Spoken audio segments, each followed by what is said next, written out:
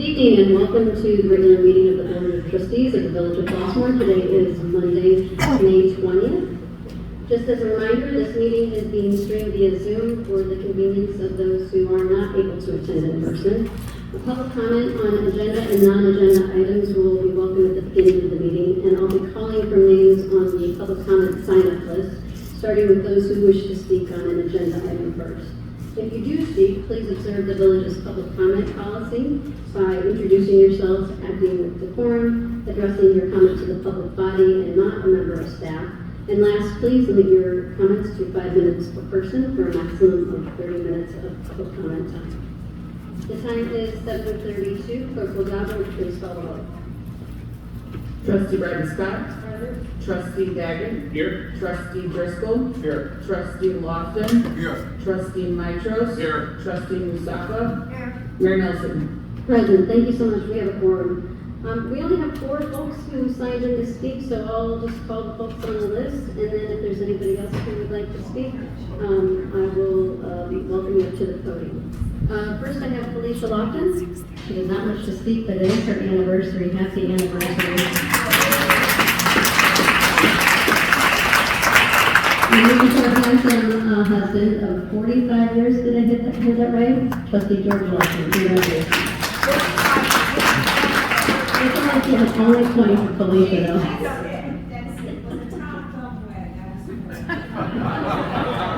Congratulations.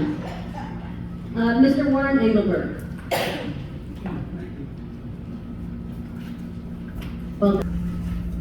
And I'm just going to get right into it because it's probably take up most of the time. I'm going to talk about the difference between socialism and communism and what they both missed.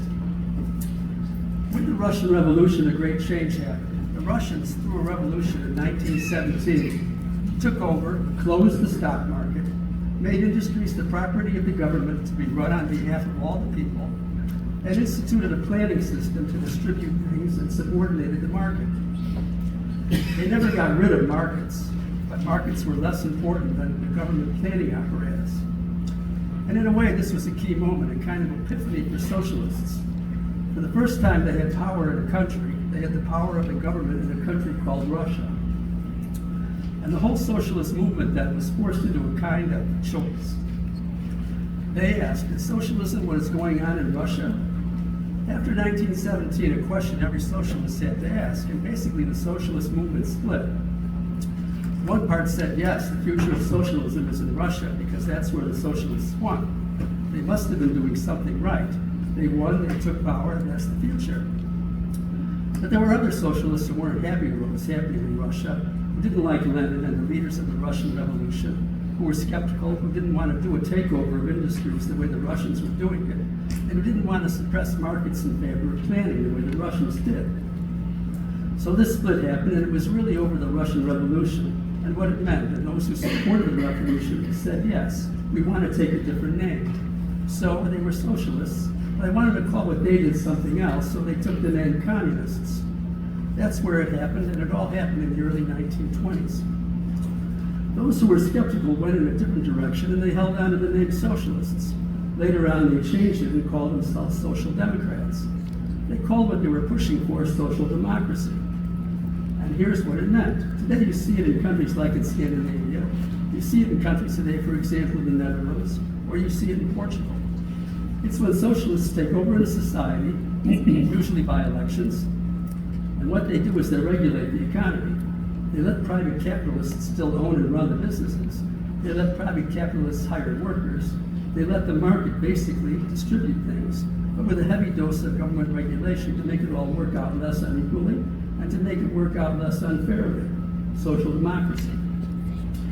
Meanwhile, the other kind of socialism, which took the name communism, went further. The government didn't allow private capitalists to continue. It pushed them out. The government took over the ownership and operation of businesses and had planned distributions and didn't leave very much to the market, okay?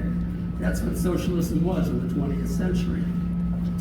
But here was the problem. If you give socialist governments the kind of power you gave in Russia and China, and if you give them the kind of power in Scandinavia and elsewhere to regulate, you create tensions.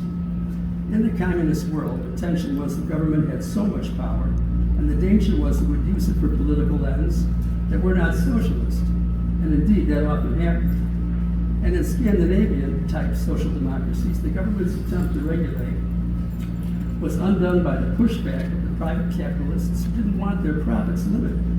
And so, over time, there was a reaction in the communist countries against the political problems of a powerful state, and there was the undoing of social democracy by the resistance of capitalists. So by the end of the 20th century, social democracies were in retreat. The Soviet Union had collapsed, and China had changed. Everyone saw all of this, including the socialists, and they asked themselves the following key questions. What went wrong? What is it that made the communist countries collapse?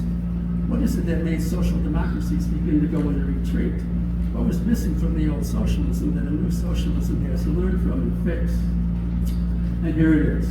The problem that the socialists discovered was the changes made at the level of who owns the means of production, and at the level of market versus planning and distribution left unchanged, something that should never have been left unchanged. It was the organization of the enterprise, the place where most people spend their working lives, in the office, in the store, in the factory. In those places, socialists had not transformed what had been left of them by capitalism. You still had an employer, a very small number of people, and employees, a very large number of people. And the employer still told the employees what to do. That is not socialism. That's not what Marx, the great theorist of socialism, had to say. It didn't revolutionize the basis of society in every workplace. And what would that mean, to revolutionize the basis of society? And the answer that socialists are emerging with now, and why socialism is changing, is that the problem was and is that if you want the socialism that has always been the idea of an equalized society, an egalitarian society, a society of liberty, equality, fraternity, and democracy, which are the great goals of life of capitalism and socialism, you have to begin by democratizing the base of society, and that's the workplace. That's what I wanted to say today. Thank you. Thank you, Mr. Ehrenberg. Ms. Jackie Rippis. Welcome, Commissioner Rippis. We've got a busy month coming.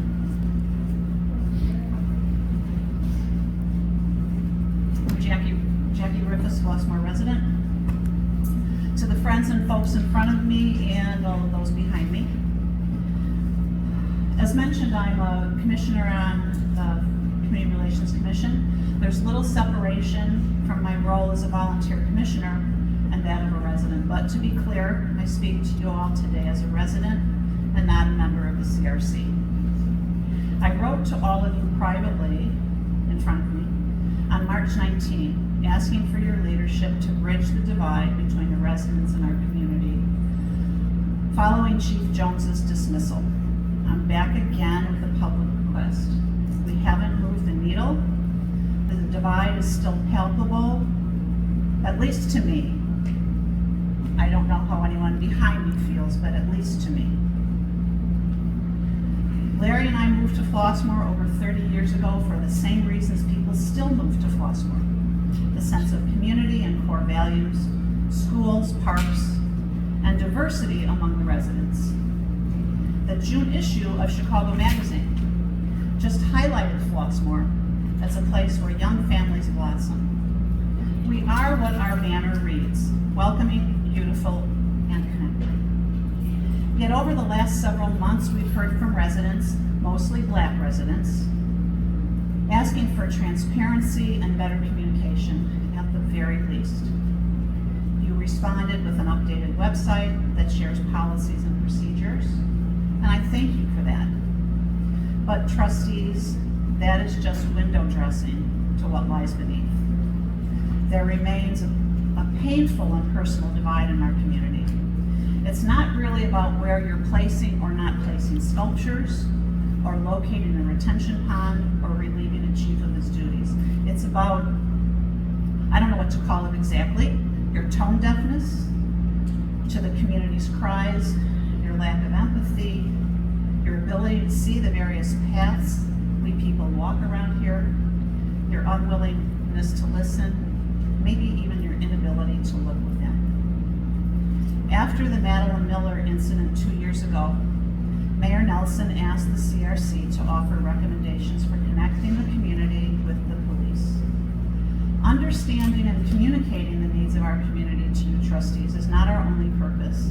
but it is one we feel privileged to address. At the mayor's request, we provided a number of concrete suggestions that I am proud to say the police department put in place or expanded, including but not limited to a Facebook page, events connecting our youth with our police force, and a proactive effort to inform and educate the residents of our community on police policies and programs. The CRC stands ready to offer suggestions for this most recent community divide, should we be asked. I did have Chairperson Leanne Thompson's authority to say that, just to be clear, but I believe she has privately offered the same to all of you as well. We have a tear right down the middle that needs to be mended. We white people must be willing and courageous enough to understand what we don't know or won't see. And all of us must be willing and courageous enough to do what it takes to mend that tear. It can't be window dressing. It can't be a forum that we all forget about by Thanksgiving. But make no mistake that this divide will remain until we make a conscious effort to repair it. Right now, you could be contributing to the divide in this community and you don't know it. I'm asking all of you trustees to do what it takes. Read books, hire experts, take classes. Don't know. Learn to listen to what your residents are saying and feeling and living with every day. When you know more, you do better. And trustees, we need you to do better. Resident Greg Mitchell asked you a number of weeks ago, what are you going to do to move us forward? I'm asking the same thing tonight. Mayor, trustees, village manager, and all those in village leadership roles, please show me what you are going to do to move us forward. Thank you. Thank you. Ms. Barb Hudson, welcome.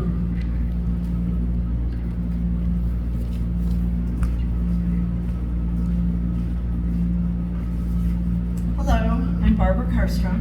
I live in Heather Hill.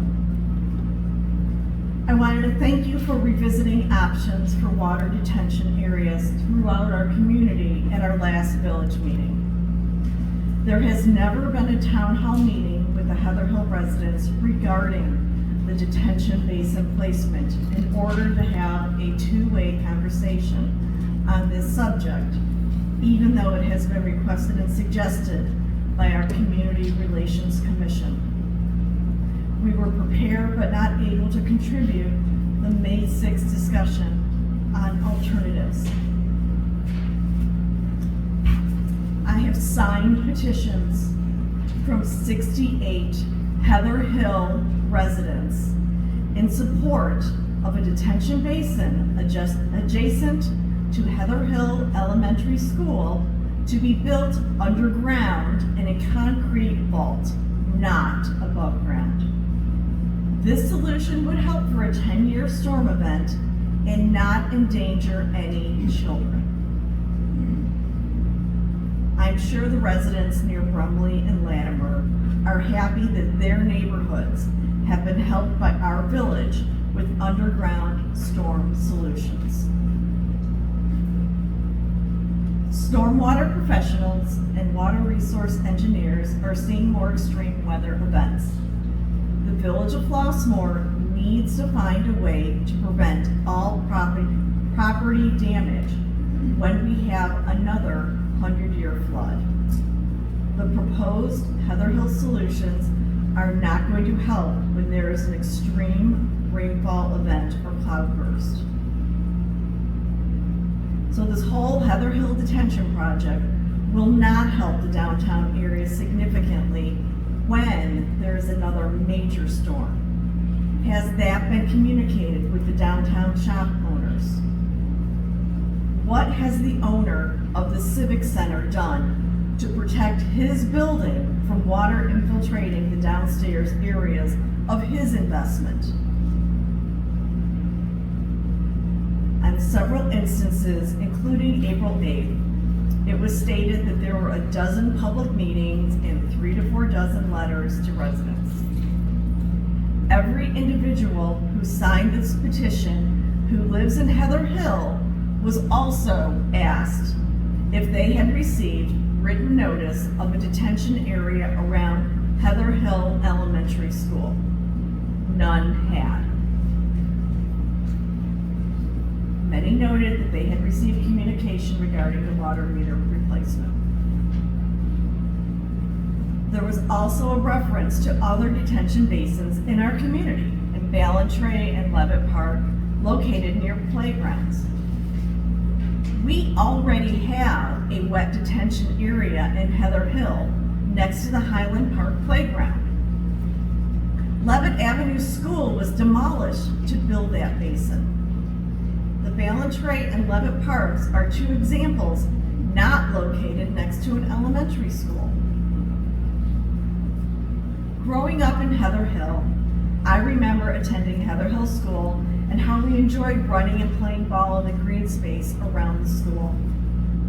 Once this green space is repurposed to water detention, it will be gone, and our neighborhood children will have less green space to play. As my elected officials, I request that you examine Heather Hill underground storage options, which would increase the safety of the primary green space in our subdivision. Our children deserve to be able to play safely outside near their school. Thank you.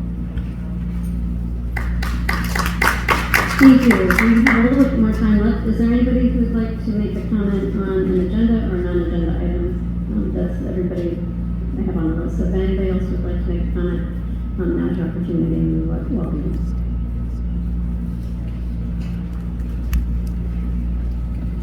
All right, thank you so much. Next, can I get a motion to approve the appointment of Haley Hennis, but her real passion is in ecological landscaping. She co-owns a company that focuses on native and edible garden design and installation, and she also has grant writing experience, which will help the commission with larger projects, and was the reason why we were able to plant 300 trees. We have Tristan Shaw here, the commissioner of the Green Commission, the head commissioner. And with that, I'll call around the table for comments. Trustee Bradley Scott. It looks like you'll be a great addition to the commission, and we thank you for your interest. Trustee Daggett. Yeah, just appreciate any time someone volunteers for a commission, and especially the Green Commission is really cool because we are a tree community, and there's a lot that goes into that. You know, the village is capped on resources, so to be able to have people who are on that commission who are driving that and getting all of the returns that we get is really cool. So I welcome Haley and look forward to being part of it. Thank you, Trustee Driscoll. She certainly has my support based on her application here and her interest in great things for us. Thank you, Trustee Lofton. I too welcome Haley and thank you for contributing your votes and your talents, including trombone talents, to the Green Commission. I'm sure there's some advantage there as well. Trustee Michaels. Welcome aboard, Haley. We look forward to your work. Thank you. Trustee Mustafa. Thank you for volunteering. You are a creative person from your application, and I look forward to the creative initiatives that you will recommend for our event. Thank you. Sorry, as a clarification, I think that's Karen, Tristan's wife. Haley's not actually here. Sorry. Well, you look happy to be here. Karen Shaw does a lot to volunteer and help us out, so thank you. Thank you for smiling. Being a compliment. Trustee LaBelle, would you please call the roll? Trustee Bradley Scott? Trustee Daggett? Yes. Trustee Driscoll? Yes. Trustee Lofton? Yes. Trustee Mitros? Yes. Trustee Mustafa? Yes. Motion passes. Thank you so much. Can I get a motion to approve the consent agenda? So moved. Second. Is there anything anybody would like to hold off for discussion? I'd like to pull off number 3. Thank you. Anything else? Can I get a motion to approve consent agenda items number 2 and 4? I'll move. Second. Thank you so much. Clerk Gallo, please call the roll. Trustee Dagger. Yes. Trustee Driscoll. Yes. Trustee Lofton. Yes. Trustee Mitros. Yes. Trustee Mustafa. Yes. Trustee Brenda Scott. Motion passes. Thank you so much. Can I get a motion to approve the bills for payment as approved by the Finance Committee, May 20th, 2024? So moved. Second. Thank you so much. And for discussion, I'll let Trustee Mustafa start us off since this was her item to pull up. I just have several questions for clarification, and I think that the explanations might be just straightforward. The first question I have pertains to packet page number 22, and it's Baxter and Woodman invoices. I'm curious and would appreciate a little bit more information about the professional services that are listed under FEMA, and the professional services listed under Dartmouth pedestrian bridge, and also what was provided under the water meter replacement item. Sure. I can lead it off and then John perhaps can fill in. We are going to be in receipt of a FEMA grant through their, I forget the exact name of the program, but essentially buying out homes that are sitting in floodplains. And we have a willing participant who is looking to be bought out. And that property is along Western Avenue. We've tried on a couple of occasions. That home actually should not be located there across from Flossmoor Golf Club, 1648 Western. So we have been moving forward with that project. It looks like we made application for MWRD for the local share of that particular grant, I believe. Yes, that's correct. So that's the work associated with that invoice. The Dartmouth pedestrian bike bridge, we made application for another invested quick grant. We might recall from the budget discussions that we had application for IEPA Section 319 grant for the stabilization of that project. So the whole bike bridge or pedestrian bridge structure itself needs to be replaced, but also there's some stream bank stabilization that needs to happen. The IEPA grant could help with the stream bank stabilization. The investing cook grant would be helpful toward the bike or the pedestrian bridge itself. And so we made an application for that. And then, I'm sorry, I forget your third question. It was really the first three, I just. Oh, water meter missed the one, replacement. Yeah, so Baxter and Woodman is the engineer who's overseeing that project as well. John, is there anything you'd like to add on any of those three? No, that you covered very well. On the water meter project, we're handling construction services for the project and overseeing all the data quality control reviews and also the payouts through our requests, so contractors. So if I'm making an assumption that doesn't fit, just straighten me out. It sounds as if the water meter, you would want Baxter and Woodman to be a part of a project that they started, just to continue. Yes, they actually helped us do the RFP process for that, and yeah, so they started that and basically helped us develop the project. Okay, so what I'm thinking is that it would really be helpful for the village to find opportunities to have services provided by women-owned businesses or minority-owned businesses. And maybe a smaller project is where we could test the quality of the work and the dependability. Not the projects where we know they're huge and they've already happened, Baxter has an investment like the viaduct, but can we consider some smaller ones to find new providers of service? For sure, absolutely, we could do that. We could talk about that and find a process for doing that, and maybe go through an RFQ process for our smaller services. Okay. Or any of the services, really sometimes there's specialty firms that might be good fits for different projects we have, so we could definitely discuss that. Okay, and especially if we have Flossmoor residents who might be able to provide these services. I know I have received inquiries from a small handful of residents who wonder how they get, so to speak, a foot in the door. So my second question pertains to packet page 36. Trustee Masako, if I can just add, the selection of engineers, we work with a variety of them. Mr. Clerk, Baxter Woodman, Strand Engineering, we've also worked with Millhouse Engineering. The selection of an engineering firm happens through an RFQ process, so to bring somebody on board and have somebody new on board, we would have to go through that process again.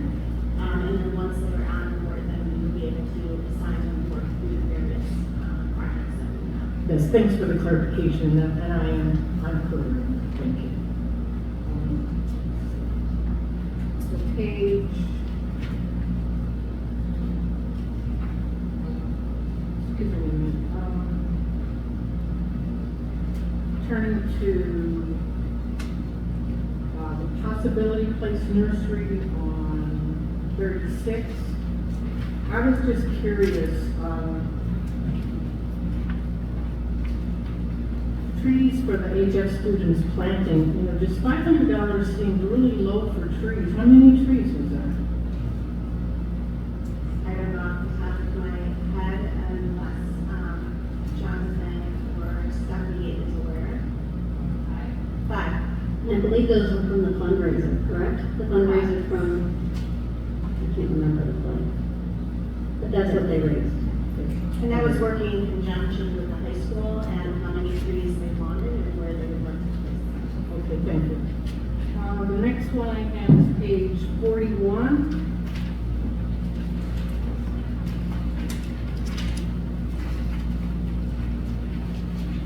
And this is just for inquiry. I was wondering, what is the process for removing stumps? Under Smitty's, we talk about stump grinding.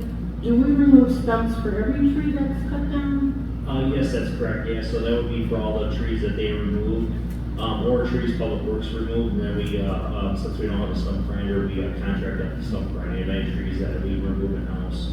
So those are just parkway trees we've removed, but we try to do the stump grinding following up the tree removals in small batches.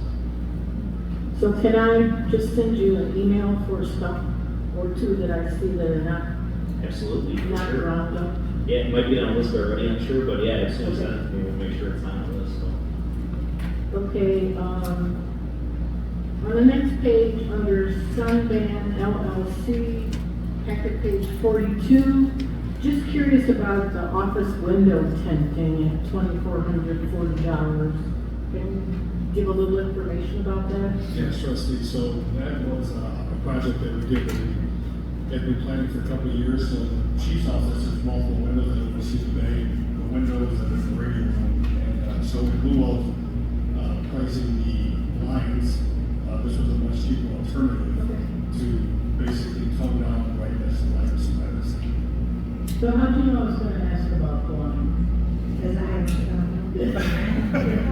Yeah, so we actually just did, in fact, Dan from Public Works Office doing a project.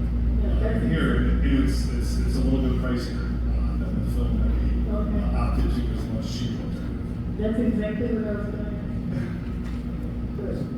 And also, I have a question about the last one is Gorman Group right underneath about the appraisal. I just wanted clarification on the $2,500. Was that one property? 3? 6. 6. 6 parcels that the village owns on Governor's Highway. Okay. So we, as part of our discussion with developers for village-owned property, we need to know the value of that property, so. Well, no, that part's clear, but when I divide that number by 6, it makes a lot more sense to me. Thank you. That's what I was asking. Okay, that's it. Are there any other questions about item number 3 on the consent agenda? Could I ask one question? Sure. It's a curiosity question. So the FEMA grant for the removal or the acquisition of the floodplain property, what does that cover? Does that cover the purchase and demolition? So there's 2 grants we have for that project, 75% grant from FEMA through their FMA program, HGP, and then 25% grant through the MWRD Flood Prone Properties Program. So both grants pay towards the purchase property of the parcel, demolition, restoration.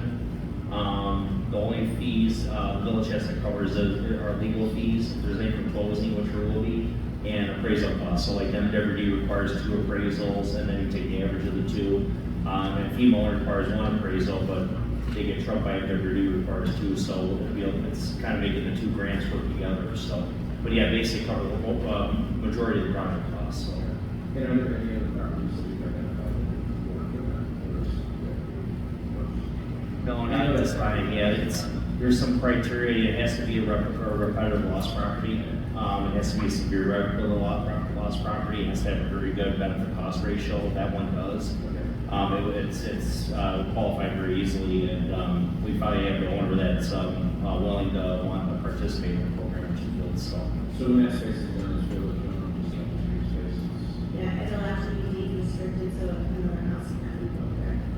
Okay, thank you. I appreciate All right, any other comments or questions? Yes, can you provide more detail on the village-owned property on Governor's Highway in terms of when an appraisal was ordered? I know we've owned the property for a couple of years. Can you speak to at what point we're ordering appraisals? Is it when someone is interested and ready to move forward, and is that part of the negotiation or some other component that would make sense?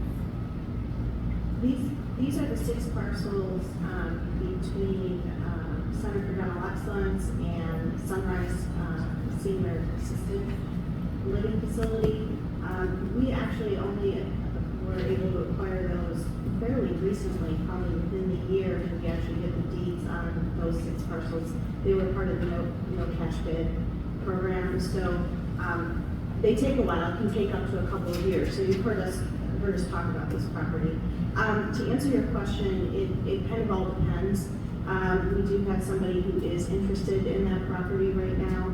So sometimes we're doing it in response to a developer. Sometimes we're looking to have it proactively. For example, obviously the property is along Southwest Flossmoor, along Homewood and that area. If it's been stale for a period of time, then we have gone out. It's not common, but it kind of just depends on the timing of what's happening with that particular property. If that's helpful. Any other questions or comments? Clerk McGonagall, would you please call the roll?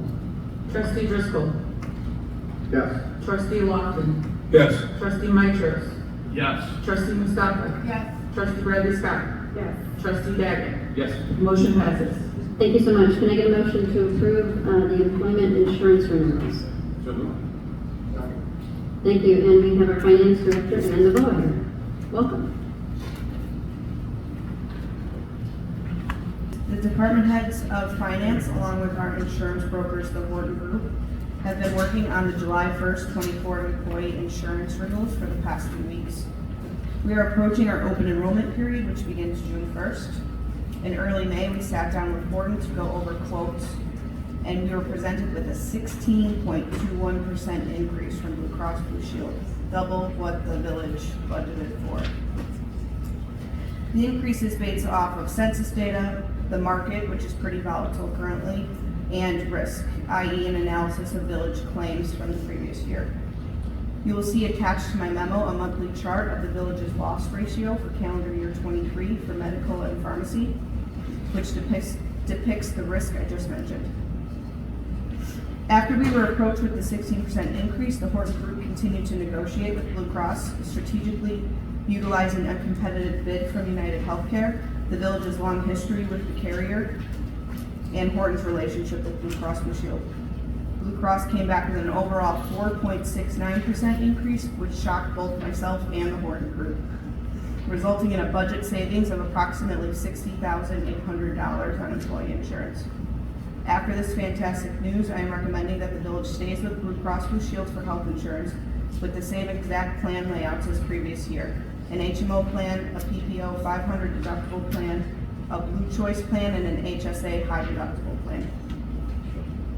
Directing your focus to the HSA high deductible plan, you will see in the memo that I am recommending an increase and in the annual employer contribution or seed money for the employees.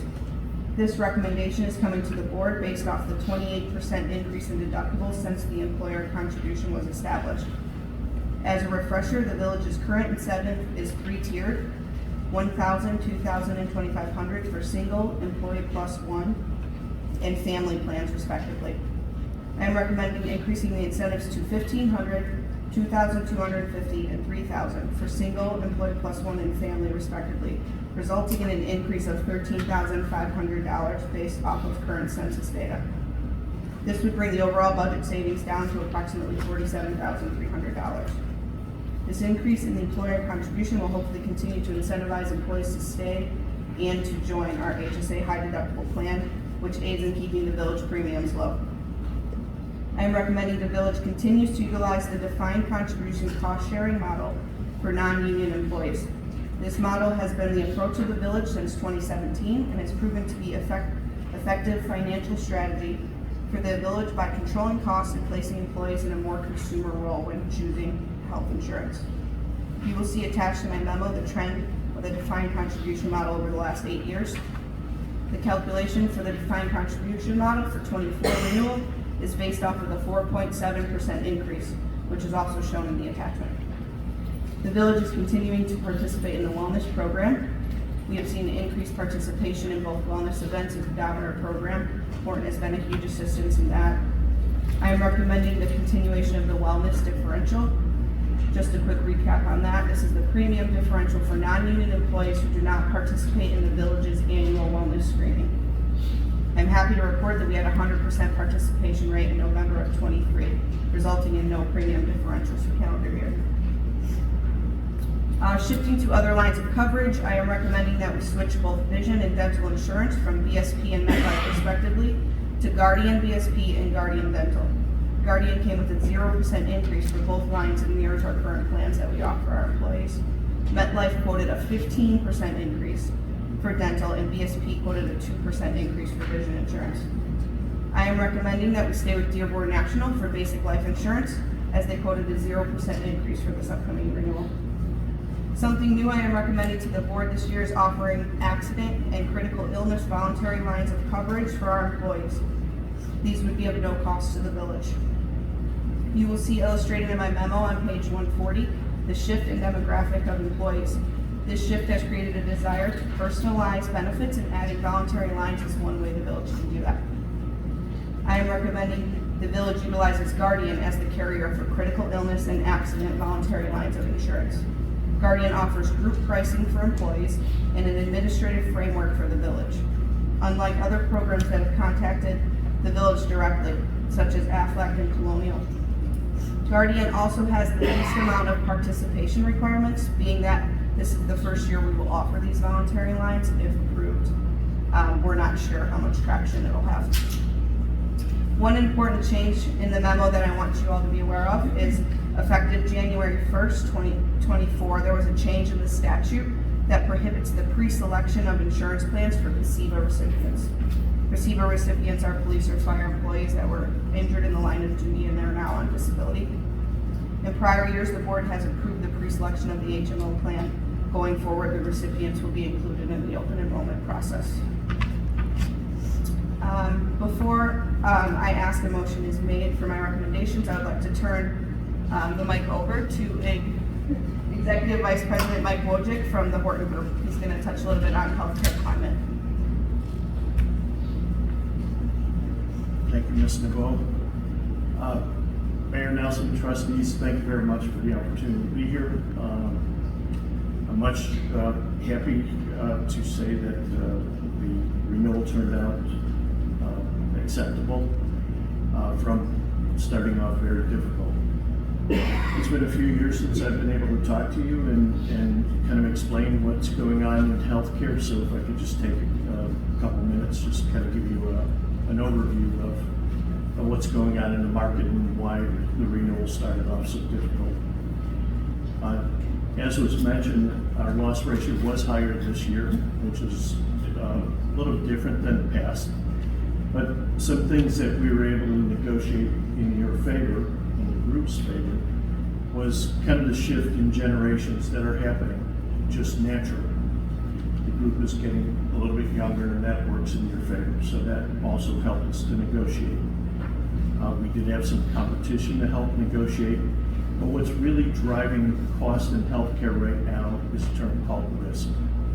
There's three things that affect your premium. It's demographics, which I said were favorable, risk, and trend. And trend we always talk about, and that's always looked upon as inflation in healthcare. And that's a simple term for it. But that has increased, but it's at, quite honestly, this year it's averaging about 7%. And really you would think that would be higher coming out of what we just did with the pandemic, and costs going up on a hospital basis with rising costs of nurses, doctors, shortages, supplies, etc., going up in price, all of those. And so 7% is very favorable after coming out of that, to be honest with you. The bigger factor is risk, not just what happened last year on your plan, but what's ahead. And this is what is volatile in the market, most volatile. And it's things like rising costs of specialty drugs. They are commonly used today, very few people use them, but they drive one of the largest costs of healthcare. That's not slowing down. And those have long patents, and that also drives that cost to go up each year. There's a few other factors. There's new gene therapy drugs, gene therapy treatments that are cures for illnesses that once were not curable. That's a great success in healthcare. But those drugs and those treatments cost about $2 million plus on average. And they're coming out to the tune of 15 a year starting next year. So our plans will cover them if they're FDA approved, which is great for the member, great for the individual, difficult to sustain from a cost standpoint. So that's part of the risk. There's reinsurance for things like that, and the market has to get better at figuring out how to control that. Lastly, that I'll leave you with is the unpredictables that came out of people putting healthcare off. I'm glad to hear that you had 100% participation in your screenings. That is one of the best preventive pieces you could offer your employees. But it has to go further. A lot of people put off care during the pandemic. They got, quite honestly, disappointed in healthcare. They don't trust it. The survey showed that 70% of people do not trust healthcare. So as a result, they're sitting on the sideline, and that's only hurting themselves and also running up costs because conditions are found at stage 3 and stage 4. And I was told by one of the CEOs of the healthcare group that I insure, she said, Mike, it's not that you're finding cancer at stage 3 or 4. It's we're helping those people live a much longer life. They're not dying from stage 3 or 4, which is great. But in order to sustain one's life after that is very costly. So I appreciate the time to kind of share these thoughts with you that it's just a very volatile time in healthcare. It's going to be a challenge for a while. And the industry is constantly looking for ways, and we are, as your broker consultant, to try to find and educate not only our carriers, but also I go to Washington several times a year, walk Capitol Hill, speak with our legislators on what some of the impacts are. There's a lot of conversation going on there right now about pharmaceutical costs, and I'm glad to hear that, and I hope they follow through to find some solutions for that, whatever they might be. Because again, at the current course, this is going to be very difficult to sustain. Questions? Didn't need to put you on a downer, but no questions. I don't think. Just thank you for all the hard work in putting this together. I know that there's a lot of getting into the weeds on this stuff, and I appreciate you going back and leveraging back to Blue Cross Blue Shield to get those. A couple of things. I'm really glad that an individual who's on disability now will have the ability to actually be involved in the onboarding processes. That I'm glad that changed. And then I really do appreciate that we've saved, it sounds like we've saved some money on what was projected. So we're going to, the suggestion of giving some of that back to the employees to offset the cost. The percentage of increases year over year is just staggering. I can't imagine. I mean, mine goes up, but just to think about everybody, some people, sometimes we're check to check, and that goes up, that's a big impact. So being able to pass some of that cost savings back to them, I appreciate that. I think that's a responsible thing to do. So thank you for all your work. Thank you. Trustee Driscoll. Yeah, and great job. The 4.6% is really kind of unbelievable. This marketplace just from other employers, insurance market, and everything else. So great job, and I really support that. Thank you, Trustee Lawson. Yes, ma'am, Mike, great job, we appreciate that, especially that savings. But I'm curious about the whole loss ratio, that factor, and could you also explain the demographics? And I appreciate the fact that it changed, because it sounds like we have younger people, so that helps. But what are those components about? So the loss ratio turned out to be about 123%, and that's basically a factor of the claims versus the premium that was paid. So basically, we're upside down this year. Blue Cross doesn't intend to carry it, doesn't just look at your past year. As I said, it's more about the concern in the future. So there were several conditions that were causing concern. We tried to temper that down and make a better story about it, and it helped. So again, we'd like to be rude for helping us with research in those areas. As far as the, I'm sorry, the what? Demographics. Yeah. So in Ms. Nabo's handout, we included a chart. Page, I don't know what page number, I'm sorry. But it's after the life insurance renewal, and it's two pie charts. So we take a look at this, and again, this also helps us negotiate. We take a look at this in like 5-year spreads. And just going back in your particular case, first of all, a new generation came onto the planet at that time period, and then this is back then. Those are Generation Z. They're younger, and they just are starting the workforce, or they're coming off their parents' plans, enjoying years, so they've reached that age. Not every young person is healthy, and the statistics show that that's not going to be true as much as we think it will, but it does help. Millennials have also grown considerably, 41% from 38% roughly 5 years ago. And this is the second youngest generation then. And then the baby boomers are starting to decrease.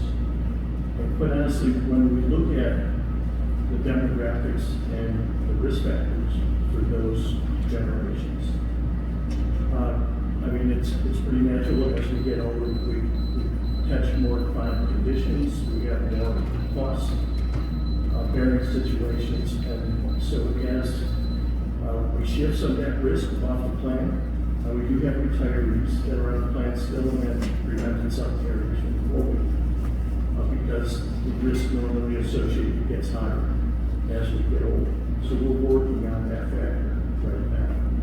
But for the most part, there's been a tremendous shift in your generation studies, which again help us negotiate. But it's something to look at every year. Thank you, Trustee Measures. I just want to say, Mike, this is more than just a snapshot of what we have right here, because we've been working on this for a long time. You switched us over to the health savings accounts, and we're like, what? We're going to give them money to do this? But the actual result was it brought our costs down. The wellness program and the demographics, when 20 years ago, everyone sitting back there and up here, they were all really old. I mean, we had nothing but health care going out, you know? So it has, our group has gotten a lot younger, but it's been a progression, and I thank you very much, because it looks like it's paying off. I appreciate you recognizing that, and again, I appreciate the relationship with the time. If I could throw a number out there, since 2011, the village's average renewal each year, so we've had our highs and our lows, was 2.24%. It started off at 7.25 before negotiations and et cetera. And in the general marketplace, it averaged 6.64. So our cumulative over that time period was 35%. The market was 145%. So what you did a lot of heavy lifting. And thank you for accepting that and recognizing that need. Not every group does that. So happy to be part of that. Thank you. Trustee Mustafa. Blue Cross and Blue Shield is not the easiest to negotiate with. So thank you for your work to get Thank you. the cost down. Yeah. The previous thing. I noticed that just as you're saying, the majority of the increase or the change in the loss ratio is attributed to the pharmacy paid claims. And I was just wondering, since we're well into the second quarter, do you have any preliminary information on how the loss ratio looks for the first quarter of 2024? Do you see a trend still continuing upward? Yeah, so I only get this on like a quarterly basis, so I will, it's something that we review several times a year. I don't have a heads up on where we're at right now. I knew what was the major concern though was if you see October, November, December, those started going up again versus the previous months, and that caused concern. But again, I think with the additional medical information and what we found out what to do, this should level off. I don't see the same spike in this area next year. My main concern is the general risk of the market, these high cost drugs, et cetera, being a bigger factor. So the other small question I have regarding what you said, when you mentioned the patents haven't run out, is that because there could be no generic until they run out? Yeah, so patents typically on drugs run about 17 years. One of the longest patents was with Humira. It reached its end finally after 20 years. Humira's cost has gotten, it's one of those specialty drugs that a lot of people use for some derivative of it. Its cost right now is about $8,000 a month. And it's finding now where we have competition since the patent has run out. In what they call biosimilar drugs. They're not calling these alternatives generics, but they're calling them biosimilar alternatives. And they're about half the cost to a third of the cost. So the market has to adjust to that. The doctors have to get comfortable with it, although most are. But the patients are still heavily driven by advertising, et cetera. So it'll take a little while for that to shift. But we're seeing more and more of that. The more competition that can come into that marketplace, but patents will exist. So what part of the pie chart is most likely to use those newer drugs that still are under patent? So it's the bottom half. Older? So yeah, so things like autoimmune, although we do get our share and see in the market, I don't specifically say that about your plan or infertility drugs, cancer drugs. But some of those are episodic. They're not on the plan a long time. People get cured and they move on to another treatment. Autoimmune are constant. They're continuous. And that's going to start with rheumatoid arthritis, psoriatic arthritis, etc. And then it's a heavily prescribed category. Thank you very much for the clarification. And again, thank you for all your work. Thank you. Thank you. Trustee Brennan. Thank you both for the presentation. I think that it's really helpful to hear it the way you laid it out. And when we talk about human capital, the medical side of things really is expressed when employees look at their benefits package and see what offerings they have and see how the employer is pouring into their well-being. So congratulations on keeping us always looking at the holistic picture in terms of our employees. It is very impressive, as everyone has said, how you continue to come before us and provide savings opportunities when we've made huge projections and you've come in way different than where we initially saw it coming. Obviously, we don't have a crystal ball, but when we're looking at our budgets and we're trying to figure out how much to plan, what strategies would you say are keeping us safe? So carrier consistency helps. The history that you have has helped us negotiate, and it's always kind of a last item for us to do. We're fortunate, we represent about a little over 25 municipalities in the area. So we have a dedicated practice to the public sector. That also gets noticed by the carriers. That helps us to negotiate, so it's not just a one-off client of some type of industry. Where the future is going in trying to control some of these components, prevention is number one. What you're doing with wellness, early detection is huge. Education is another one. Helping the members understand how the plan works. We try to offer assistance wherever we can on that. We'll do it certainly at open enrollment. It might call for more of that in the future. Just to educate the folks of what's, even for your members to understand what's going on in healthcare. It's not up and down. But where the market's going, there's no magical plan design other than your HSA high deductible plan to get the consumer engaged. So that higher deductible forces people to really pay a little more attention. You're very generous in helping them offset that high deductible with the seed. And again, kudos for raising that a little bit because the IRS keeps on raising that. So it has gotten a little bit difficult. But in the future, we're going to see more the networks being more driven towards what they call value contracts. The term has been out there for a long time, but it really hasn't come to fruition. The value contracts are basically trying to get doctors and hospitals involved in the risk and share some of the risk. So their performance is basically what's being questioned. Are you doing enough to keep people healthy, preventive, not just reactionary? And they're being paid accordingly, and they're signing up for these contracts. But it might mean a little bit of a change for your employees with some narrower networks or some providers that you pay more for. We have one of those plans on your offerings, nobody's accepted it. It's something that's starting to catch a lot of traction. Just because of that, everybody's in the game together.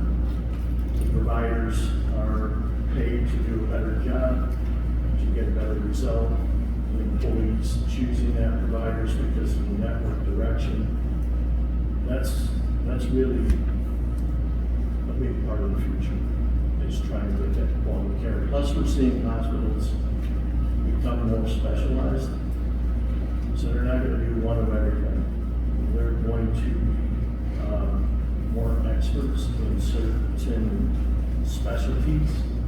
So when we're not going to the hospital to stay long unless we're having some major situation, and then it's a specialty hospital, and even that, they're going to get us out quicker. The government's working on a term right now called hospital at home. It's been a trial during the pandemic. With 300 hospitals nationwide were allowed to participate in this and treat patients at home after discharge, earlier discharge. And guess what? The results were better. People got healthy sooner, quicker, felt better. The whole thing was much more attractive. Now, the hospitals got paid still with a regular fee, but things were accelerated and faster and better outcomes, avoiding of infections and things like that. So that is up right now in Congress to be extended, that bill, because it ends at the end of this year.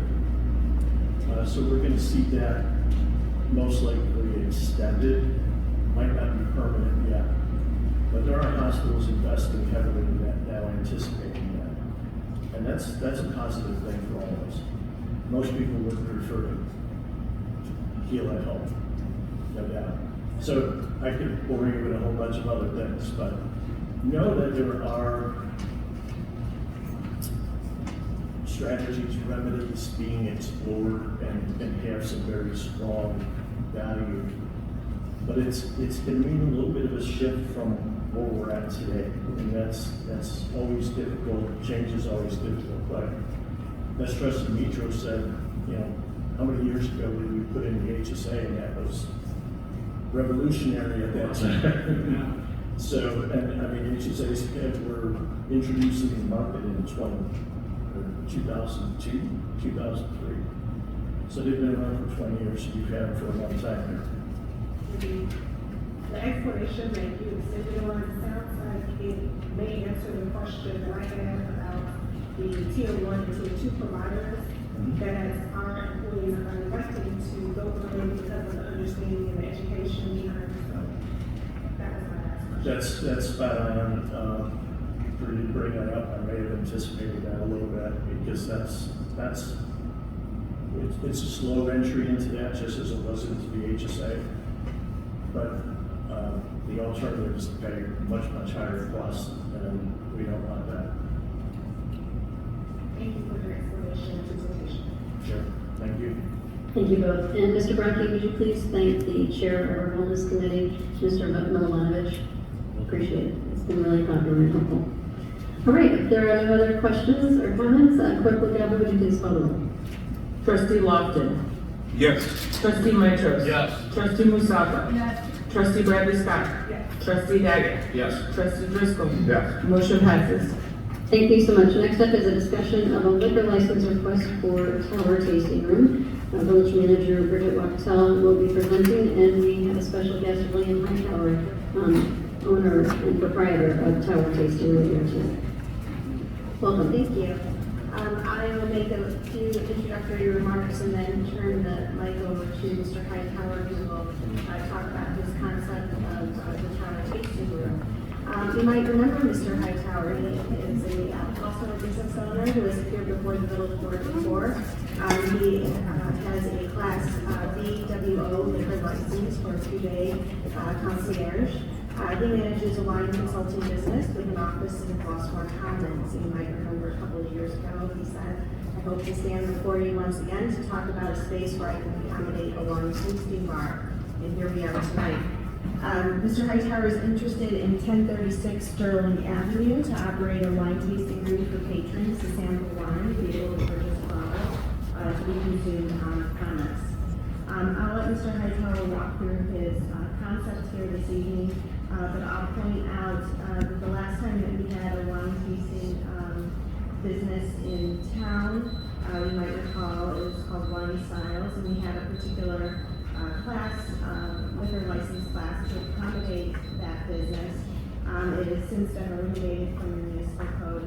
I've included it in your materials here this evening, really as a point of reference, only if the board is interested in creating a separate classification apart from the Class A license, which could be applied to bars. So we can talk about that in more detail after Mr. Hightower's presentation, but I will turn the floor over to him to share his business plan. Awesome. Thank you, Bridget. Good evening, Mayor Nelson, Trustee Board. I appreciate your time this evening to just present this really exciting business venture. As Bridget said, I'm already a business owner within Flossmoor, and I thank you for allowing me to operate for the last couple of years, Coupe Concierge, where we've been online only. We've been servicing the entire state of Illinois.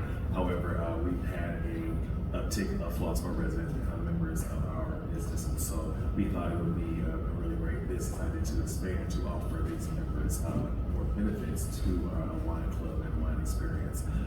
Today,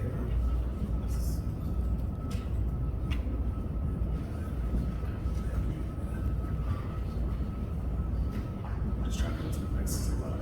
Yeah, I apologize. It's just a PDF. It is. Just scroll down. I'll just scroll. Okay, yeah, fine.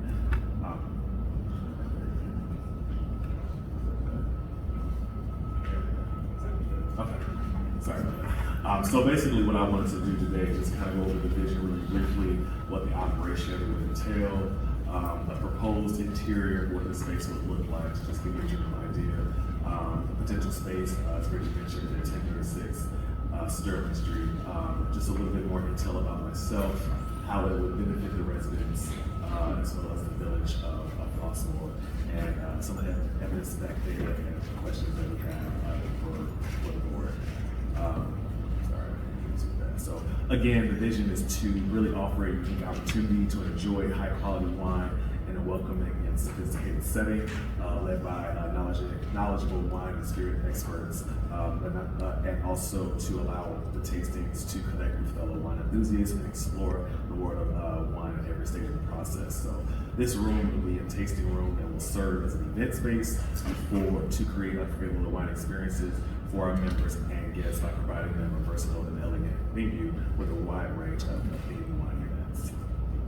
And so I'll briefly go over this. I won't read everyone, but we are excited to hire staff this time around. Right now, this is 100% operation by myself, but we're looking to hire and train hospitable and friendly staff, individuals to guide customers through the experience, really curating a great wine selection to educate people about diverse selections of high quality wines in different regions, and also just the tasting experience to really promote an option to learn, educate, and really enjoy themselves, to have an idea of what the wine world entails, and to really kind of like promote family-owned vineyards and small family-owned vineyards. That's really the backbone of our business, as opposed to like mass-produced wines. The food offering, we're just really interested in just doing 100% cold appetizers and small plates and charcuterie boards. There will be no cooked food, and so that is a big point that I wanted to make, and have additional questions for that that I would have myself. Again, events and promotions, just planning to host regular events for wine, as have a reservation system as well. And we also would like to offer retail sales to offer customers the opportunity to purchase wine-related merchandise, like areas, decanters, and so forth and so on. So this is kind of like a proposed interior for it, the space. We've already been inside. We have the square footage already going on, but this is just kind of like an idea of what we would like an approach with elegance. So definitely welcoming, something people will be excited to either just grab a glass of wine, bring your laptop to work for the afternoon, or come to one of our themed events.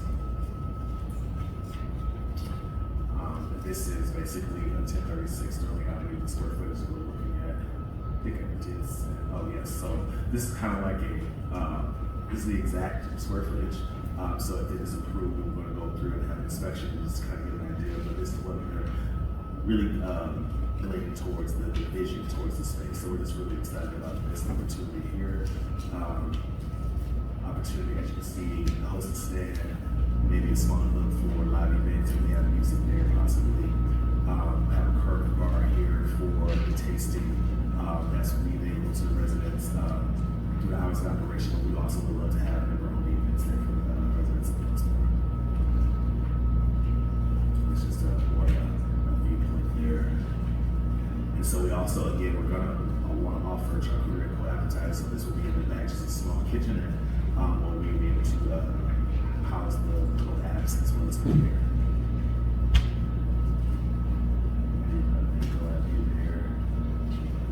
So this is more so in the back area where we would like to just only lounge. We're working on a few things here, but we just want to make sure that we have a segregated space for people that just don't want to be a part of a larger crowd. They just want to just have a quiet conversation, business meeting, so forth and so on. We're not going to get into all of this, but I just want to let you know that I have gone to school for wine education and certification. I've been a business owner with this space for over 6 years, and been in Flossmoor for 2 years. So excited to really continue this venture because I've been having great success and relationships within the village. So thank you for that. The main thing I really wanted to speak to is the resident benefits. So we'll have a space where they can learn about wine, provide a social setting for the people to gather and relax and enjoy the company of others. Again, the backbone is to really support small family-owned wineries and help stimulate economic growth in this industry. And to just support artisanal businesses throughout, no matter if it's just wine or wine-related any businesses, we love to support that. And also to create a sense of community by providing a gathering space for these residents to socialize and connect with one another. And we're still going to offer Crew Concierge as a wine club membership, so we're offering perks and exclusive member events and discounts and benefits. So that's not going away. We just want to up the ante there. And again, to just have overall quality of life for those that are interested in visiting, even if it's tourists to come participate in these experiences here. I think it would benefit the village because again, we have great attraction. New customers are interested in exploring different wines and experiencing unique tasting experiences. Definitely can attract tourists and visitors, which can bring additional revenue for local businesses and stimulate economic growth. And we're excited to again host activities that will help create a sense of community and just to be a part of downtown Flossmoor, the area, to elevate the overall image of the appeal of the neighborhood, drawing in investors, developers, so forth and so forth. I think it'll be exciting because we're right by the train. People before or after work can come and grab a glass of wine with us. I think it's a really great location and opportunity, and I think the residents will really appreciate something like this. And we have done a lot of evidence. I am partnering with, I'm sure you guys are familiar, Lewis Morgan, who's doing quite this ventures with you all. And so we're sharing a lot of the financial evidence back data to show what the village of Flossmoor and how much this can benefit not only the village but our business as well, and the discretionary income and the clientele that are really hungry for something like this in the village of Flossmoor. And we're just looking at the next steps, and again, this is a pause for question and answer, but just to get the approval here, hire an inspector to bring in to 1036 to just see what bring up to code and create a budget for the entire project, and to come back here to present everything in regards to the approval. We would love to discuss that with the economic incentive program and the financing, obviously, on my part, and to sign a lease with the landlord, which we've been in conversation with quite a bit. So we're just looking to roll out project timeline and have a grand opening and get this approved. So I'll pause there. Your partners are excellent, have good reputation here in the village, so that's good to hear. I don't know if this is a better question for Kathy or Mrs. Wachtel. The difference between the Class A license and the new classification license. I can start off. So the village has had a history of not having a traditional bar in the community.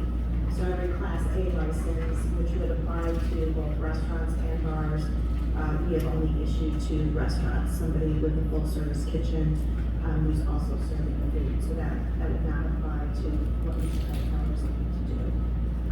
So years ago, to kind of work around it and allow something of a similar type of concept, which the village board at that time was agreeable to, we simply created a different class of license to accommodate a wine tasting bar that would only fit that criteria. So we wouldn't have started the precedent then of issuing Class A license to your traditional bar. What happens to a bottle? If somebody's going to purchase a bottle and sit there and drink from it and they don't finish it, what happens then? Well, you can order a glass of wine like you would in restaurants. All you do is get the bottle, they don't finish it.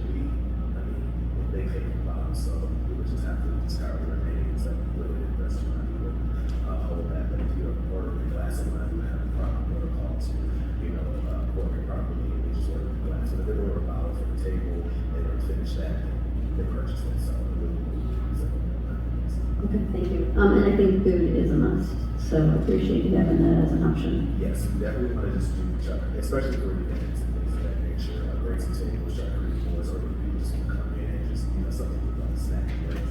Again, we have I have building a relationship with Marine, Japanese and stuff like that. And complements the street and not in competition. But this will be, I think this is great, before and after kind of spot, well, before or after,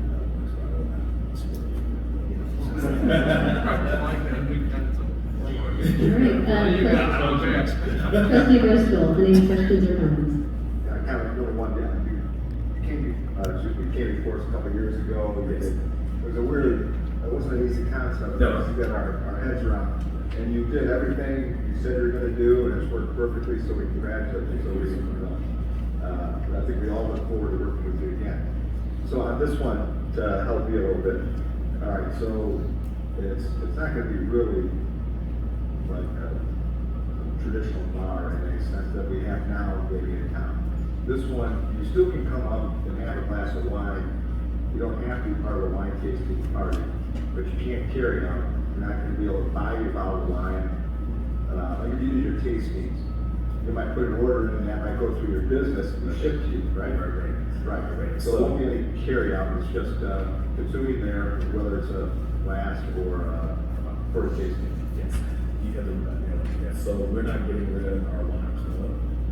Concierge, which we approved before several years ago.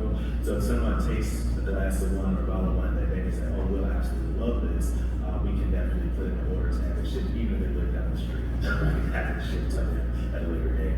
And we work with the great courier service that will offer that. And so the licenses, and as I've been studying the codes, it looks like it'll be like a combination license. I think it's like a K, where it's like one off premise, where Kool-Aid Concierge would be the wine club membership that actually does the service for the concierge business, where we're shipping the wines or curating wines for people that want something on a monthly basis. We're not getting rid of that. We're just looking for another level of licensing so that we can do on-premise events and pour glasses of wine as well as having the bottle service. But we're not looking for spirits. That's a conversation that we can have. It's still that's not a deal breaker whatsoever. My passion is wine, my education is wine, and so that has helped in regards to like minimizing the bar thing where there won't be beer or spirits there, but just every classification of wine will be offered. Again, themed events or just have a menu for every day. Some of my favorites that I just have a menu every single day. I support it. I think it'll work out great. The concept should work out great. I support it. Thank you. Thank you, Trustee Lawson. Welcome back, Mr. Hightower. I think you were one of my first liquor license requests, participation on the board. I congratulate you on a very, very unique and polished design. I agree with you. I think these kinds of establishments in our town help us with our economic development efforts, bring other businesses in when they see something like this. The question I have with regard to the unfinished wine is maybe a question for the village attorney. In a club atmosphere on that stage, and you have membership, members are allowed to purchase a bottle. And in some cases, I believe it can be sealed. If there's some for them to leave with it. So I don't know that I think you leave a great bottle of wine unfinished on table. No, I do understand that. In my experience, when I go to a tasting room, it's not like you can't do like a carrot, so to speak. I mean, for food, yes, but I've never been able to like take a finished bottle of wine, so to speak. And so I'm not, well, I mean, obviously the illustrator will know more about it, but I'm not well versed in the law. I've never seen that. So my ideal is just that it is a whole, especially once it's in the wine world, I would say, once the cork is open on the bottle, the clock starts sticking anyway. So my mindset is to really preserve it or to those type of thing, because that would definitely be, I think, a different type of like store. Like, because we're not a retail store, we're like buying a bottle of leaving. So it is on premise in that regard. But I definitely want to educate the residents of the guests that anything that is offered on premise can be shipped to them.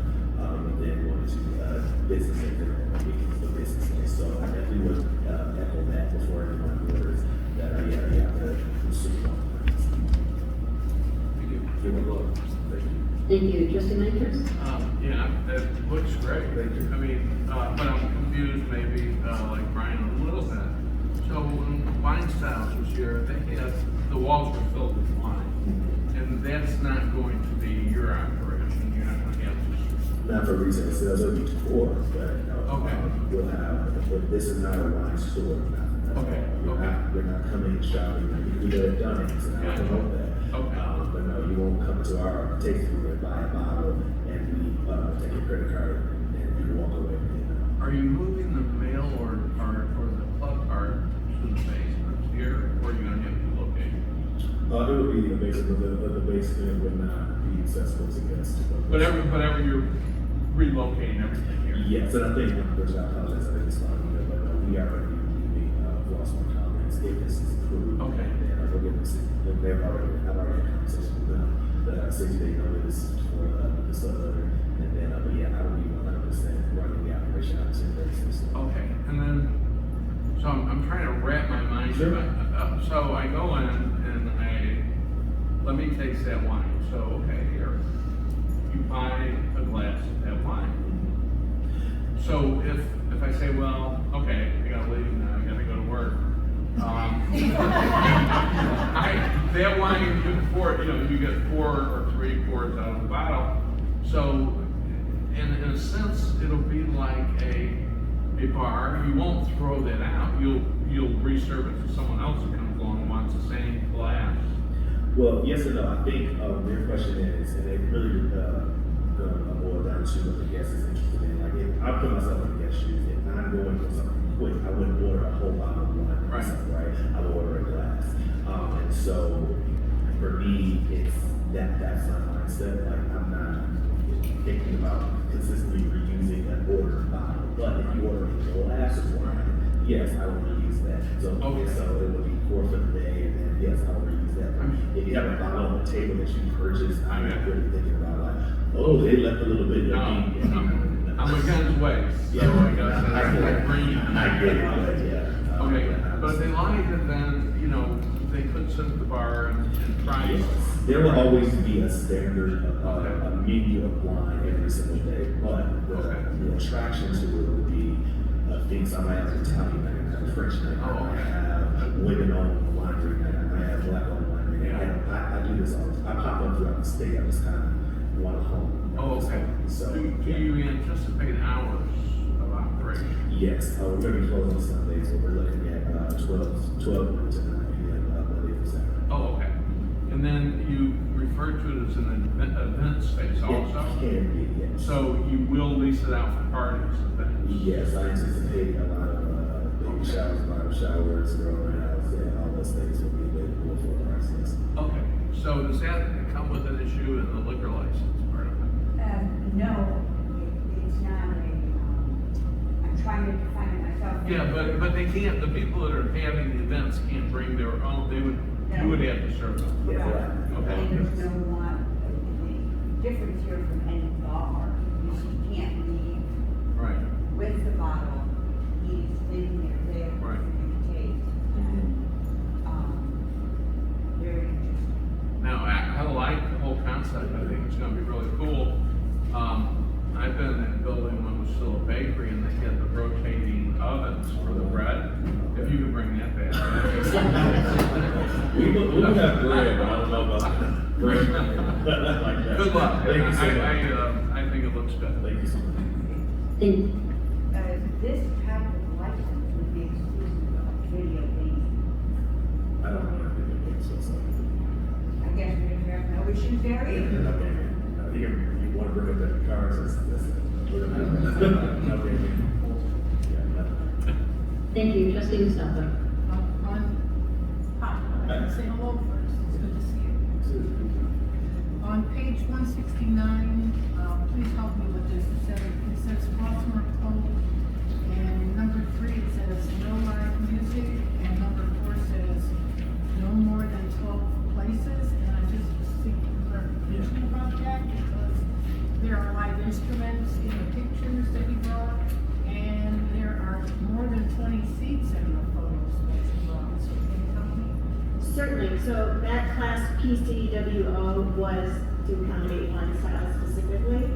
So something like this can be tailored to meet Mr. Hightower's business. It does not need to be exactly like this. I know he is interested in live music, and we've had that conversation already. So if that's the direction that the board would like to go, then we would work, village attorney and I would work directly with Mr. Hightower to accommodate the operation of his business within those parameters. And then, of course, meeting whatever conditions that the board has, like no video being.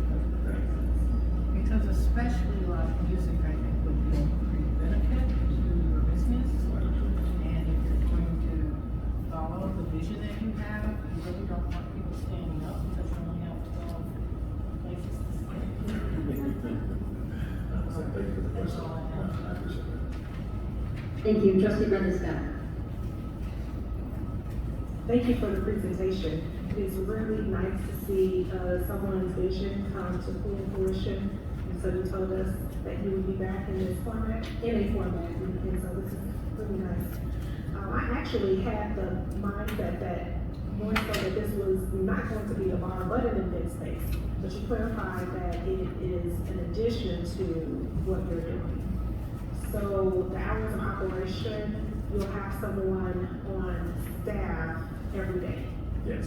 The days that you said you would be open. Yes. And so walk-in traffic is recommended. Yes. Okay. I appreciate it. Okay. And so I think that all of my questions, I was curious about walking out with a bottle, if you were going to refill the bottles. That sounds like a no. So I think that all my questions were answered. The event space looks much bigger than what the previous tenants had. I didn't realize the space was that big. Yeah, I didn't either, but I worked with a professional too, and I gave the actual, because I've been inside that space, and I didn't think I could do it, and so it's just I think that it was, it's bigger than, you just have to have a little vision, and when I work with other people, okay, so, but I wanted an intimate space, I don't want a huge space anyway, so whatever the capacity for people, that's fine, it will not be these huge event spaces, so it's something very intimate, cozy, so that people can just, if the members can enjoy it on a Sunday night, or if they just want to work during work hours with their laptop at home, I don't know if you have outlets for their electric outlet in the convention. And in terms of the types of wines that you're selling, are they only going to be the ones that you promote from your wine club, or do you have other distributors that you're going to work with locally? So we are obligated to only get wine that is distributed in Illinois, but so I have relationships currently with my wine concierge service so I have several relationships with several distributors. I am very highly selective with what wine I pick for members anyway, which is one of the reasons why people invest or subscribe. And so to answer your question, yes, I will be selecting it, but we have lots of relationships, so it'll be a enormous rotation on a consistent basis. As long as it meets the standard, basically it's biodynamic, organic, and actually our wine, so we don't do anything that's really mass produced. So they'll be able to learn about cool wines that are better for them anyway, as opposed to stuff a lot of the mass produced stuff that have a lot of chemicals, and that's one of the backbones of our business, that we're researching quality vineyards as opposed to people that are just trying to make a big product. So we promote that. Thank you very much. Thank you, trustee Daniel. On this one, I will abstain from the question. Yes. Are you supportive or not? No, I'm abstaining from the Yeah, that's question. right, okay. Never mind. Thank you. Thank you for, Thank you. Can I ask a question, Mr.? Sure. First of all, you exhibit a lot of class, and this design kind of replicates that as well. Can I assume that your level of training will bring that level of service with your establishment? Yeah, so my vision is to, a very small staff, but really just to pour into individuals that are interested in learning about wine, having a career in wine. I think a lot of people don't think they can have a lucrative career in wine, I understand wine, but there is a way to learn about it and basically give them what I received. So if they want to take that and do something with wine world, they can. And then presentations from members, 100%. That's what the training will be, so that everyone's getting the same style of education. It's just better, it's approachable. I think the line work can be very pretentious, and I understand why too, but I really want to make it more approachable and digestible for people so they can have an exciting time to learn about wine and to really integrate their knowledge and, really get an understanding. And basically give them what I receive. And so yes, we're excited to present it in a really fun, exciting, approachable way so that people enjoy themselves and walk away feeling educated about the style that we are implementing. Thank you. Thank you so much. So it sounds like you have full support of creating a new class. We better get to work. As long as it has food, it allows live music so long as it does not infringe on others. The hours, I think, are somewhat comforting. It is only till 9. I don't know if the music, because there are apartments above it. Yeah, so that does give me some concern. Yeah, I understand. And if the hours are the deciding factor, we'll stand fast to that. Yeah, that would be. It might be that you actually stop music at 8 instead of 9. Okay. Since he has to do construction to the property, it doesn't make sense to require a soundproofing or a certain investment as it pertains to that, so that you can run your business as you so choose. I don't envision it ever getting real loud. I mean, you're not gonna have. You will have events, and if he has quite an event, we're not certain if the charity was what he's actually in. If you have private events, you might have to go back. Right. So if that's the case, I can speak with the attorney, but the live music would, I can understand the volume, but it's one singer, one keyboardist, and a drummer. Like honestly, like we're really kind of, so the drumming might be something that we can like scale back on, but it's the volume thing that we can definitely edit that. But when I'm talking live music, it really is like a 3-piece thing. It's very, very small and intimate. It's just something fun that I've done throughout the state where it's more like I've done a line in Easy Pair and so on and so speak. So I get up and talk about the line. There's a song in the next that like fun stuff like that. But it's not a big concert, not at all. But Not a hair band. Mr. Hightower, I can attest that before I bought my house 20 years ago, I lived in the Civic Center. I had like a toddler. You can't hear anything through those walls. It's like they're like 2 feet thick. That's good. I think it's pretty underneath them, they'll be fine. I don't think you have to do any kind of soundproofing. Well, it's a whole separate building. This isn't the Civic Center, but it's an old building. Yeah. It's a bakery building, yeah. Built well. So I guess I'm glad you asked that question because I guess this is a question where you, village attorney, in regards to would I be able to have a separate hours of operation if I wanted to do a private event past 9 or something so to speak? I would leave that to the village board. I don't see why not. Okay. However, the music. Yes. That maybe it may have, we could always convert private live music to some music type background. Sure. And I think for me, the live music, I'm not really interested in allowing people to host an event that they bring live music. The live music is for me to host an event that I'm curating myself. And so if I have control of that and I have the right image that I set, I think that I could be able to present something that's more comfortable for you.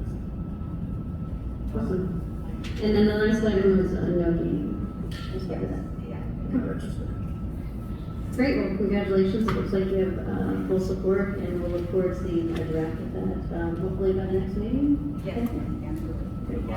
Thank you so much. Great, thank you. Great presentation.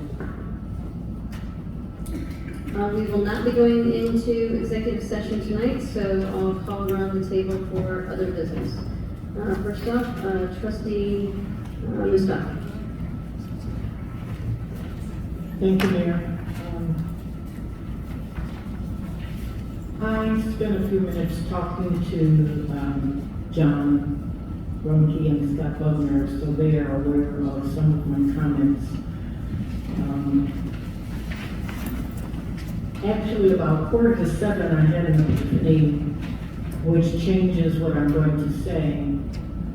I've been thinking a lot about the basin because I couldn't figure out why the responses from the residents and the responses from the board and the village administration continue to feel acrimonious versus collaborative.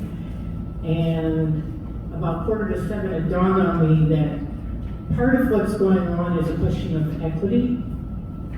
The seeds of equity, lack of equity, were sown years ago when Flossmoor decided not to have grade centers. And so what we face now is neighborhoods, communities who are advocating for safety for their children, but these are Flossmoor children. If we had a grade center, all parents could see the safety concerns in an equitable manner. And I think that sometimes in our lives, inadvertently, we create situations which down the road lead to disagreement when we should be collaborating with residents and not persuading them to bring us arguments about why their safety concerns are more important than our determination to construct the solution that we think is right. Because it's not my project or Jim's project or the mayor's project or Gary's project. It's a project for Flossmoor. It's a project to do what's best for everyone. And it just seems a little more acrimonious than really makes sense to me. I thank you, Clerk Lagalbo, for the detailed minutes that captured the comments of residents who spoke publicly at the May 6th board meeting. I was unable to attend because of a business trip that my husband and I had planned several months beforehand, but because of your minutes, I understand really and can review what went on. I did listen to the entire meeting via Zoom. With few exceptions, residents expressed concerns about the safety of the basin and opposed its construction. Residents were, however, unanimous about preventing flooding. All residents understand how important it is to protect Flossmoor's infrastructure and home values. They are tired of flooded backyards and basements. However, safety of Flossmoor children has risen to the top of all flooding concerns related to the Heather Hill Flossmoor Viaduct project. Detention basins can be unsafe no matter where they are located, and residents don't expect a guarantee that nothing tragic will happen. They are, however, asking us not to create safety concerns by locating a basin on the grounds of an elementary school. The basin at Heather Hill School falls short in two key ways. It creates an unsafe environment for Flossmoor children. I underline Flossmoor children. And it does not address enough of the current flooding concerns for businesses or residents. On May 6th, 4 of 5 trustees voiced agreement to move forward with the basin. And I totally understand why most trustees may believe urgency is necessary. A referendum, if passed, would allow the village to borrow as much as $6 million or more. The cost per taxpayer is projected to be a maximum of $150 annually. But holding a referendum will delay any construction, whether a basin or an underground solution, and voters might not approve the referendum. Waiting to begin a project may result in more uncontrolled flooding. Flossmoor faces a truly tough future regarding flooding remediation. Delaying the project is concerning. More funds may be available, but it also takes time to seek those. But we need to choose the best solution, the safest solution. And I don't believe we make a decision based in large part because we don't want to delay. We should look again at all the other factors. I wholeheartedly support an underground solution. And I understand there can be a partial underground solution. I don't want a basin at Heather Hill School, but it's not about me. It's a solution that poses safety, security for Flossmoor children and their families, and does not destroy most of the green space, creating an inequitable educational environment for some of Flossmoor's children, removes tennis courts, and creates a possible eyesore if we would have an 8-foot fence. And what could happen if an 8-foot fence is locked and the key's not available? How would we get inside to help anyone who's over the top of it? So let's pause to answer some of the following questions and other questions that our neighbors have posed. Definitive answers are needed.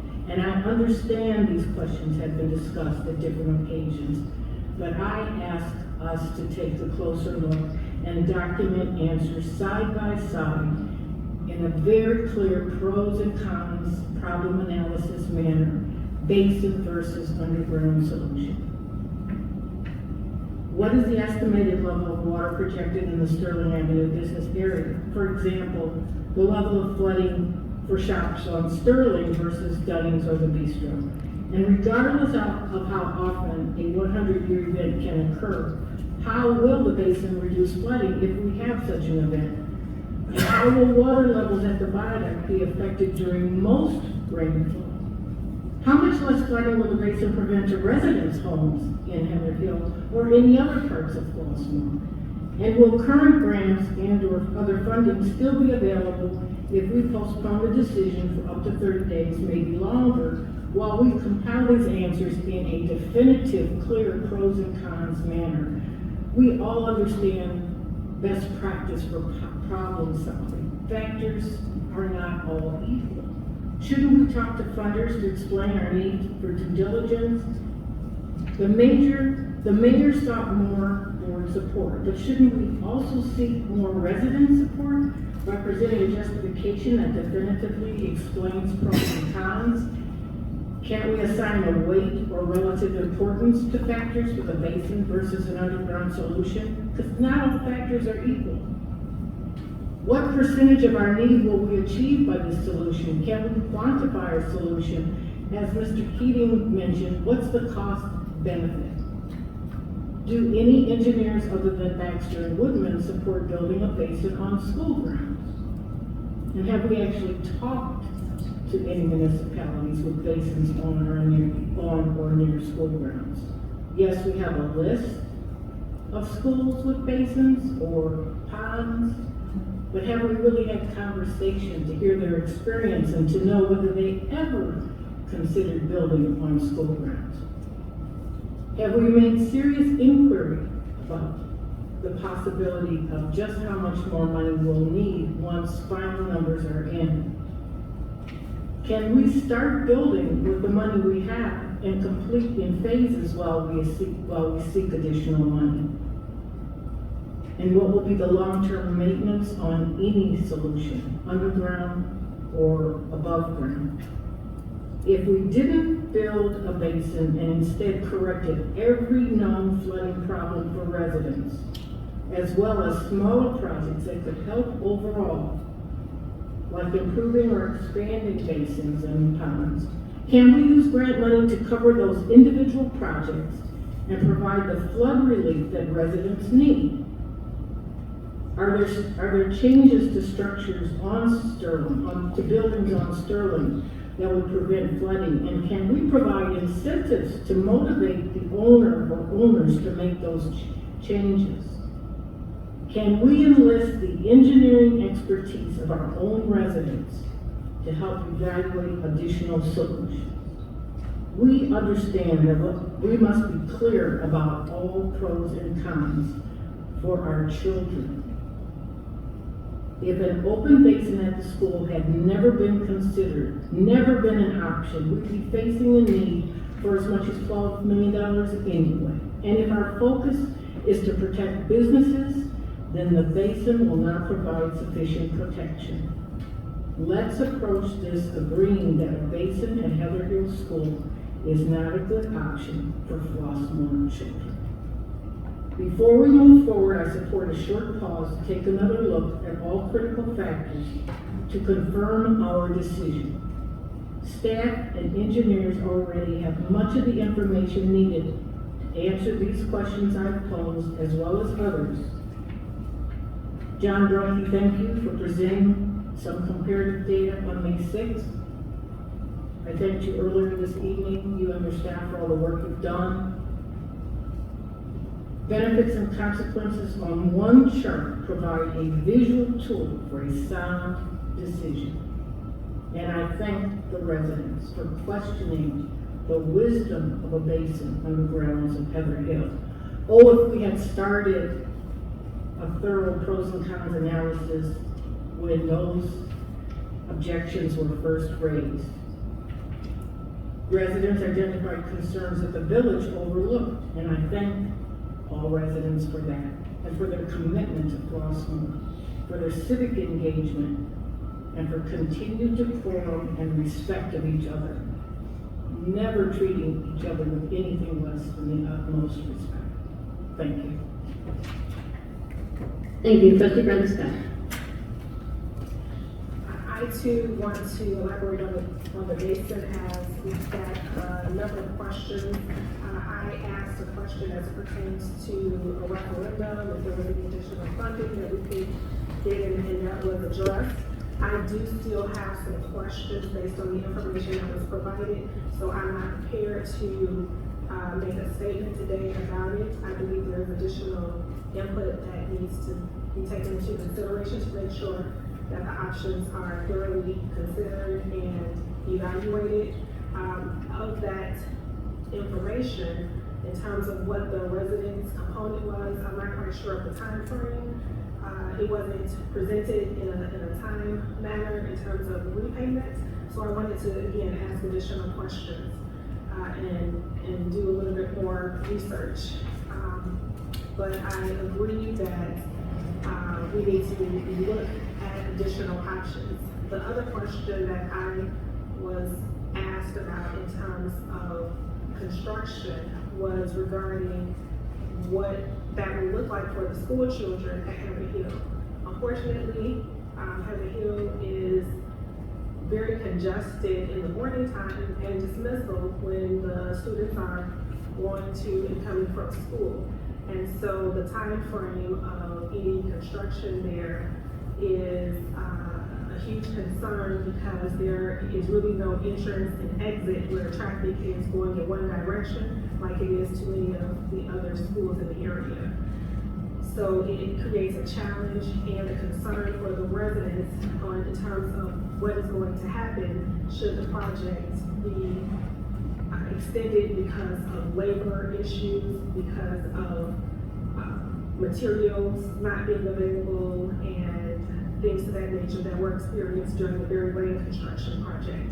So I think that there are a lot of good questions that we haven't addressed and we have not provided answers to, for people to feel comfortable about moving forward in one direction or the other. So with that being said, it makes perfect sense to me to continue to look at everything before we decide to move in a direction. That is all that I have to say for this evening. Thank you. Thank you, Trustee Gagnon. Thank you.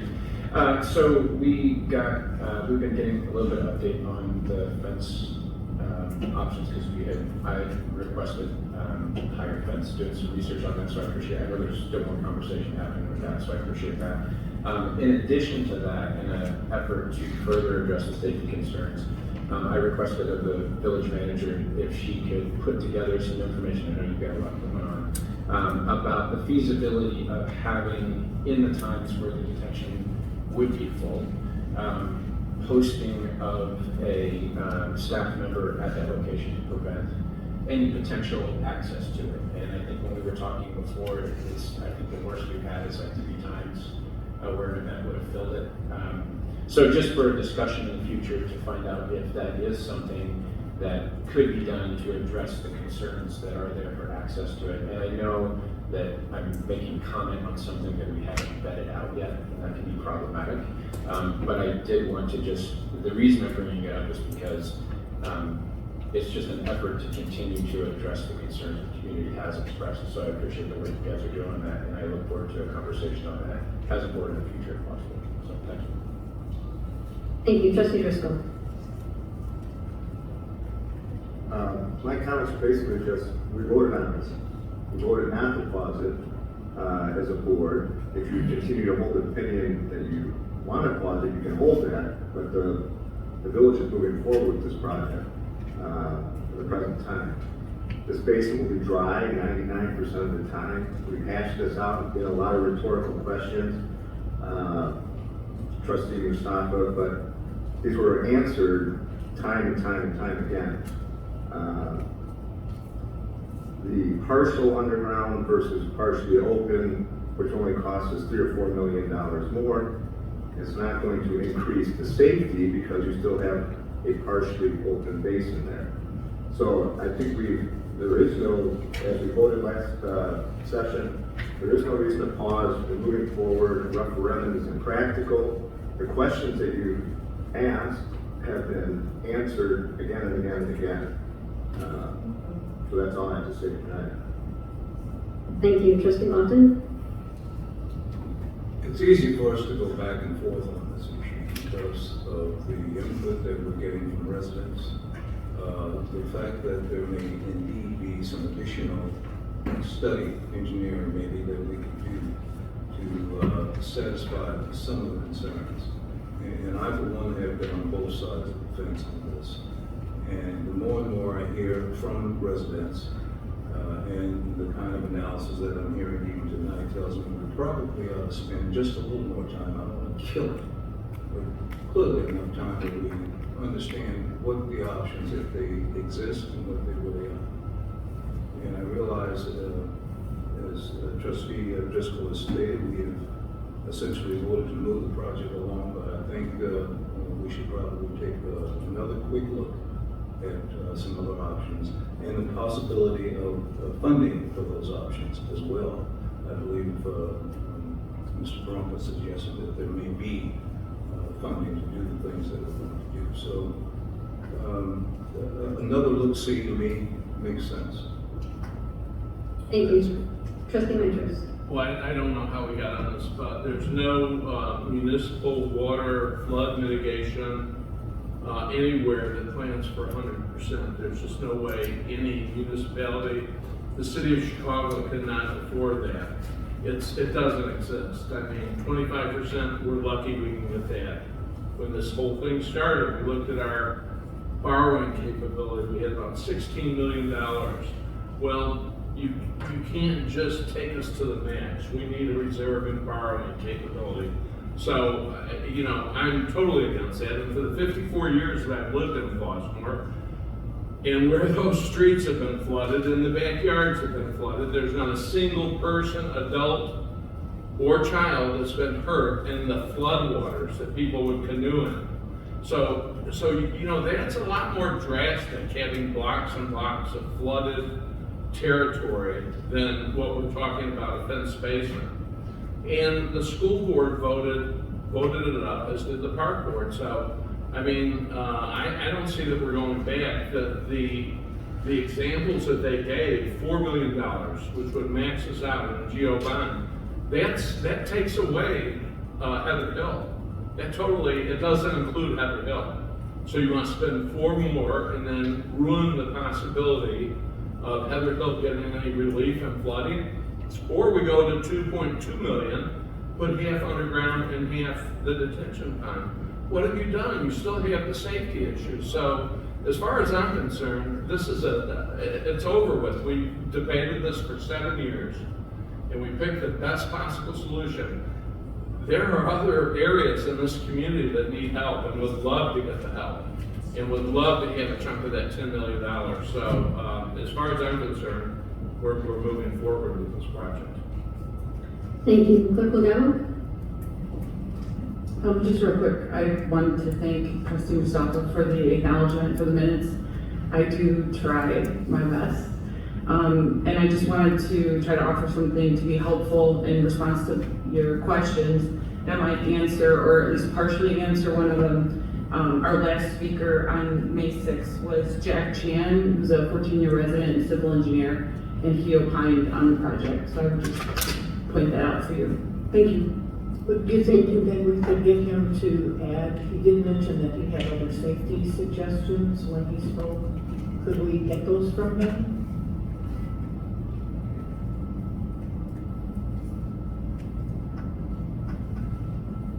I don't remember him saying that, but we can ask him if he has any other ideas. I think it's in the minutes, but without me, that he mentioned there are other safety considerations or safety options. I could be wrong. There was a summary comment regarding the safety, so we could talk more about that. But Yeah, that's easy. I think that has to do with the fence, but I'm not going to. I don't know for sure. I shouldn't say for sure. Thank you. Village Attorney? I have no report, but work to do. Thank you. Village Manager? Thank you.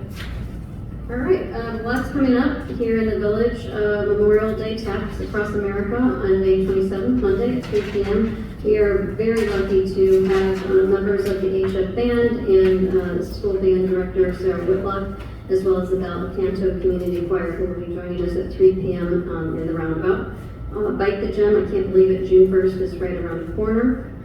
So please sign up at Hidden Gem Hat if you are up for a beautiful bike round right around Flossmoor.